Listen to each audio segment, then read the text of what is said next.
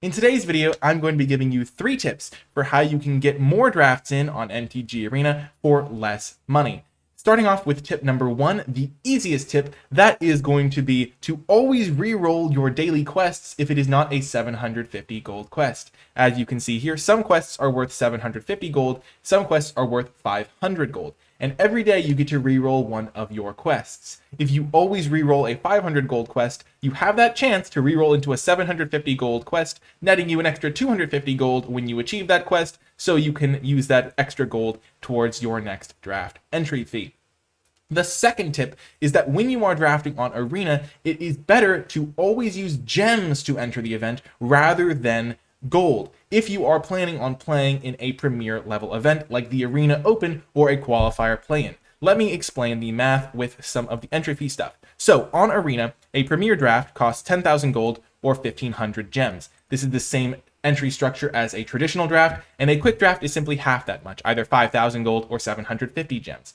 That leads to a breakdown of 1 gem being worth 6.67 gold. Or in other words, you can spend 6.67 gold to get 1 gem's worth of value. The Arena Open, however, is a system where 1 gem is worth 5 gold, because as you can see from this post by Wizards of the Coast, the entry fee is 25,000 gold or 5,000 gems, and for the qualifier play-in, it is 4,000 gems or 20,000 gold. So it maintains the same ratio for these high-level events. And what that means is if you are planning on using gold to buy into some events and gems to buy into other events, you're going to be getting more bang for your buck. Your conversion ratio of gold to gems is going to be higher if you are doing that in the Arena Opens, because you're getting 1 gem for every 5 gold you spend, or 1 gem for every 6.67 gold. So if you're hoarding your gold and saving it for the Arena Open, then you're going to be getting more bang for your buck with your gold. If you're having trouble thinking about this, just imagine that you're trying to buy carrots at the grocery store, and on the days where there's the Arena Open, you can buy 1 carrot for $5, and on the days where it's a normal day, you can buy 1 carrot for $6.67. I'm realizing now that I should have picked a more expensive grocery item, but you're getting the general premise. And so that is tip number 2.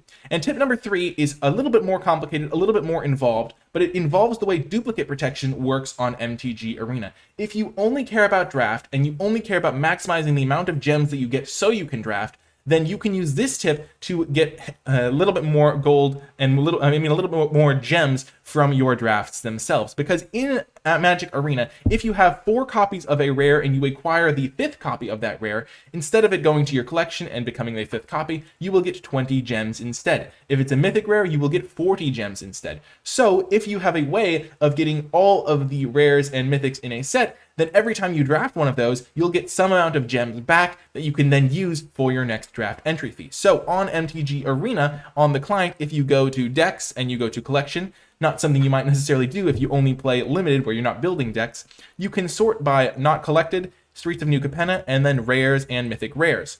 New Capenna, of course, being the current set. This will apply for any current set. And you can see there's a lot of rares that I have not collected. However, if I did want to collect them, I could simply go to this button, I go to the craft button, I select craft 4, and then I would hit this craft button, and then I use some of my wild cards to craft the set. It is relatively work intensive, but this would mean that every time I draft one of those rares that I have crafted 4 copies of, I'm going to be getting 20 gems out.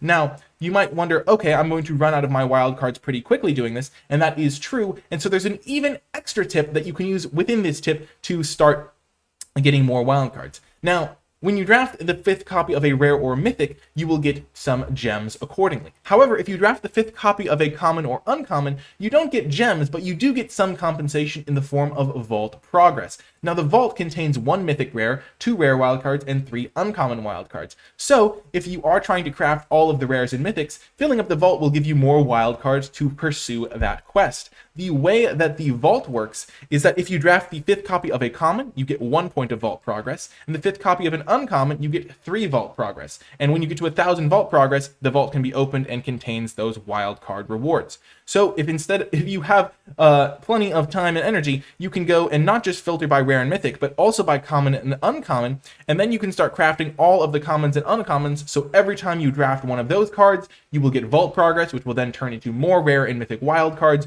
which you can then use to get gems, which you can then use to enter your MTG Arena events. So this is the most work-intensive of the tips, and it also doesn't really work if you're trying to save your wild cards to build constructed decks, but if you only care about draft, then this is a way to maximize the number of drafts you get, all on the same amount of money. So tip number 1, always re-roll your gold. Tip number 2, use gems if you plan on playing in those high level events. And tip number 3, if you have the time and effort and the wild cards, you can craft those extra rares and mythics, craft those extra commons and uncommons to get those extra gems while you are drafting. I hope you found this video helpful. If you did make it all the way to the end, leave hashtag Enlightened Economy to let me know you made it all the way to the end, because hopefully I gave you a little bit of insight into some economy tips, and that will just let me know you made it all the way to the end of the video and you enjoyed it. That's going to do it for this one though. I hope you liked it, and I will talk to you next time.